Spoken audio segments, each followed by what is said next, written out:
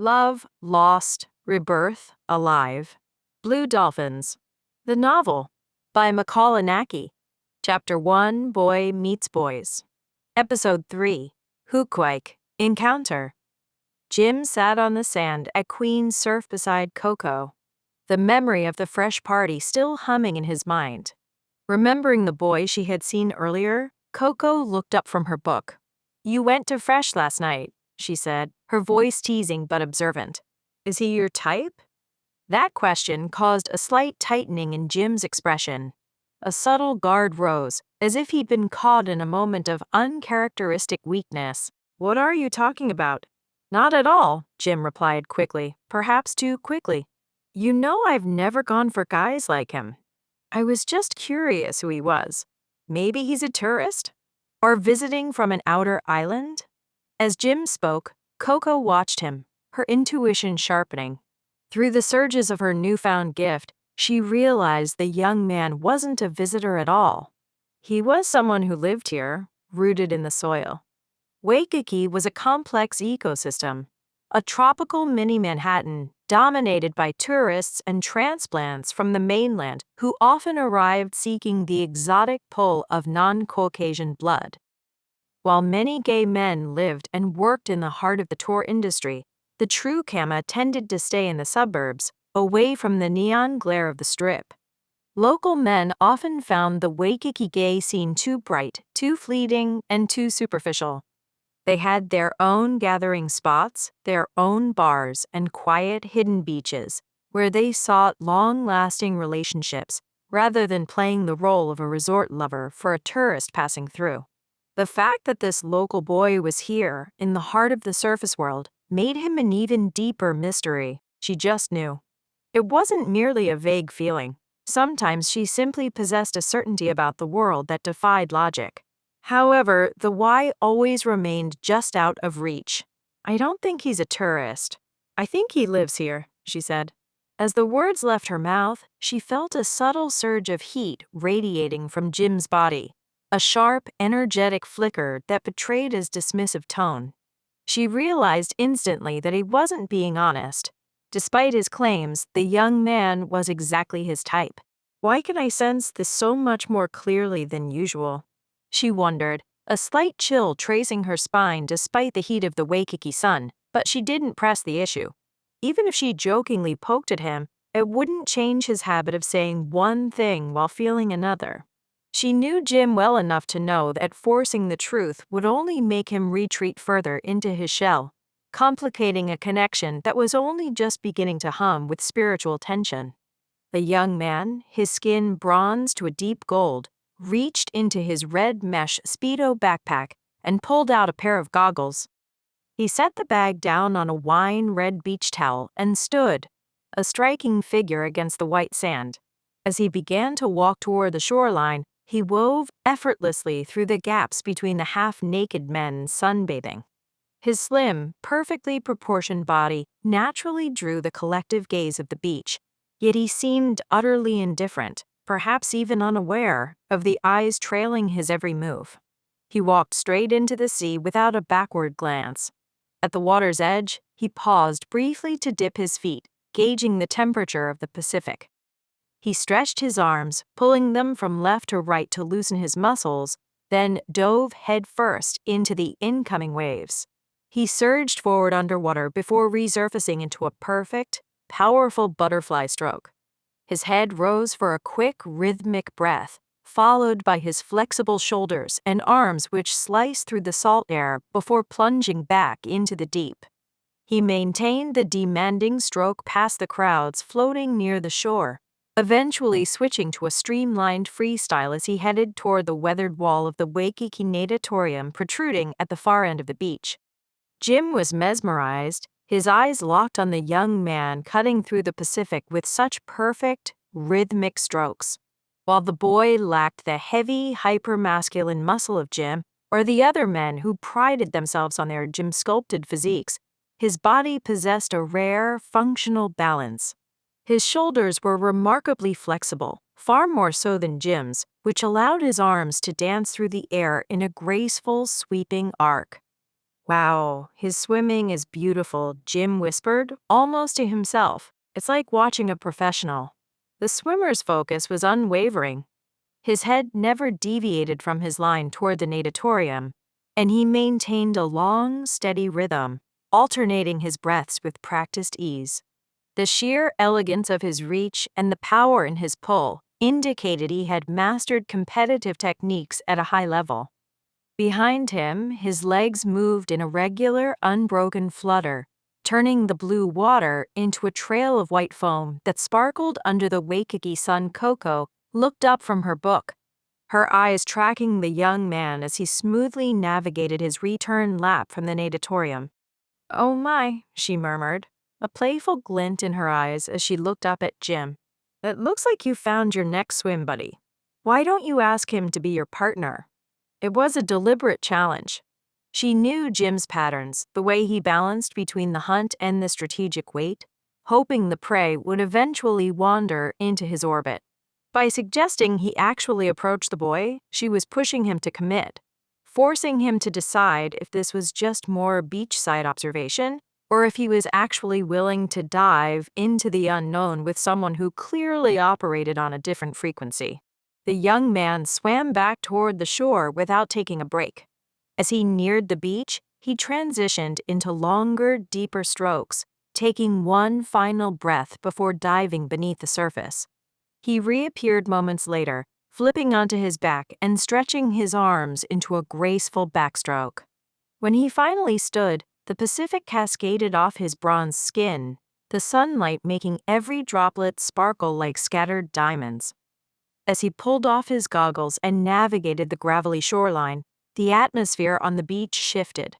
Several men sat up, their conversations dying away as they watched him intently. Utterly unbothered, he reached for his towel, dried off with quick, efficient motions, and spread the wine-red fabric back over the sand. He slid on a pair of blue sunglasses with silver rims, tucked white iPod earphones into his ears, and lay back to surrender to the sun. After a while, Hanalei sensed a shadow stretching over him. He looked up, but the overhead sun turned the figure into a dark silhouette, obscuring his features. As he slowly sat up and squinted, the image came into focus. It was Jim, wearing a warm, practiced smile. Hanalei pulled out his earphones. He recognized that smile. He remembered seeing it across the crowded floor of the club the night before. "How's it going?" Jim asked, keeping his tone as natural and friendly as possible. "I saw you swimming earlier. You were incredible." "My name's Jim. What's yours?" "Hanalei," the young man replied. His eyes were squeezed tight against the glare, and while the fatigue from his swim had lowered his guard slightly, a hint of caution remained. "I used to swim competitively until high school. I thought so. And what a beautiful name, just like Hanalei Valley on Kauai." "Thanks. It's nice to hear that, even if it's just flattery," Hanalei replied. Jim, eager to make a lasting impression, leaned on the fragments of local knowledge he had gathered over the years. He explained that he knew a bit about the language, suggesting that Hana meant work and Lei meant a flower garland. Hanalei offered a gentle, patient smile at the misunderstanding, a common one for those who saw the language as a puzzle of individual pieces rather than a living flow. "If you split the words, yes," he explained warmly. "But together it means Crescent Bay, referring to the shape of Hanalei Bay itself, not the valley."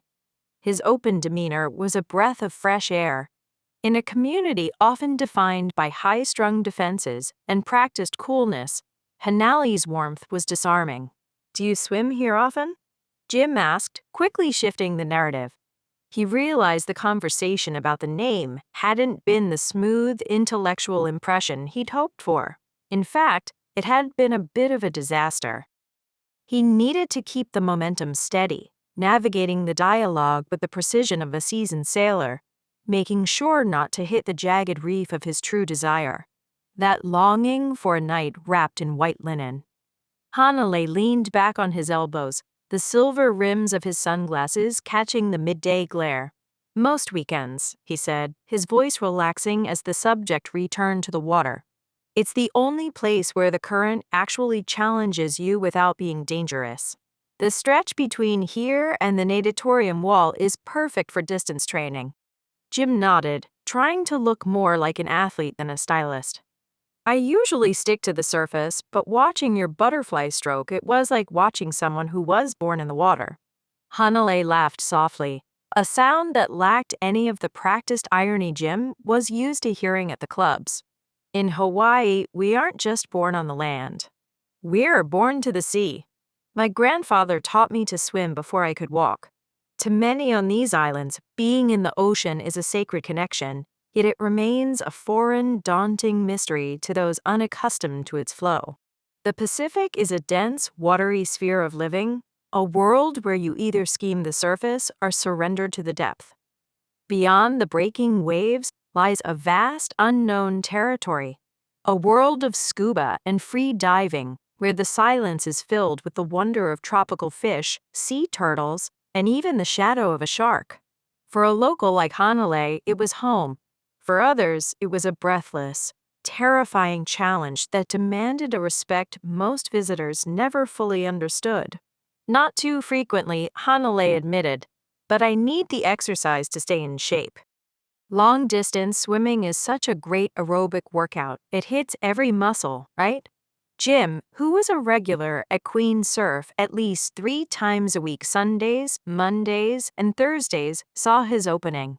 He casually tossed out an invitation. I'm out here all the time. Why don't we swim together next time?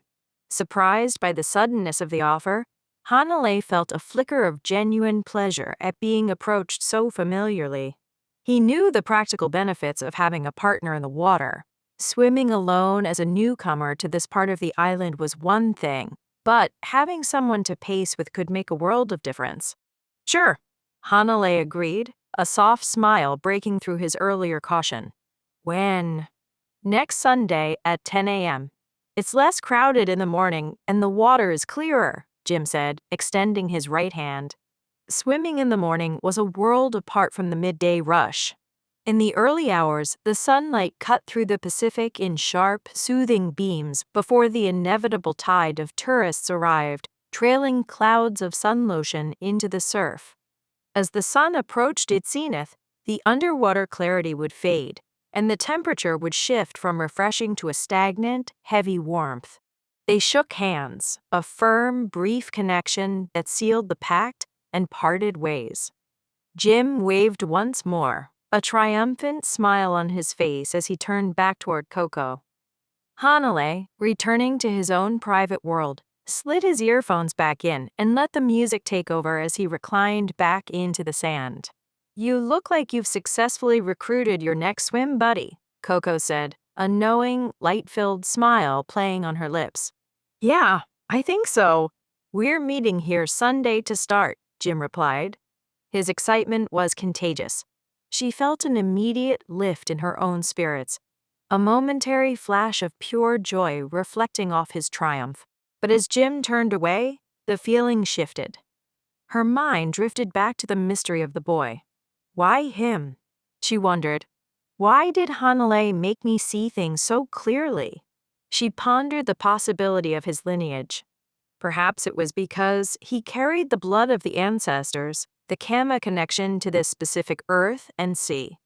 She looked out at the horizon where the blue of the sky met the deeper indigo of the Pacific, wondering if his heritage acted as a conductor for her new, strange gift. If he was a child of these islands, his very presence might be a bridge between the physical world Jim navigated and the spiritual realm that was beginning to pull at her sleeve. Everything began at this beach.